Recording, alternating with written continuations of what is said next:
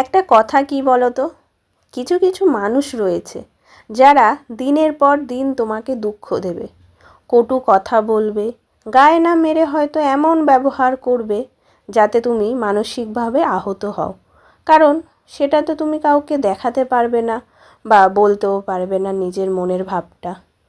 তোমার তো আর কোনো ক্ষত নেই, দিব্যি ভালো আছো তুমি। আর তারপরই সেই মানুষটাই এমন ব্যবহার করবে যে মনে হবে দুঃখটা সে নয়, বরং তুমিই তাকে দিয়েছো। এটাই ঘটে চলেছে।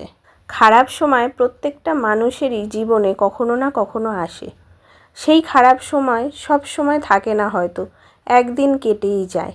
কিন্তু সেই খারাপ সময়ে যারা খারাপ ব্যবহার করে তারা চিরকাল মনে থেকে যায়। হয়তো তাদের খারাপ সময়ে তুমি খারাপ ব্যবহার করলে না, কিন্তু তোমার মনে একটা শান্তি থাকবে।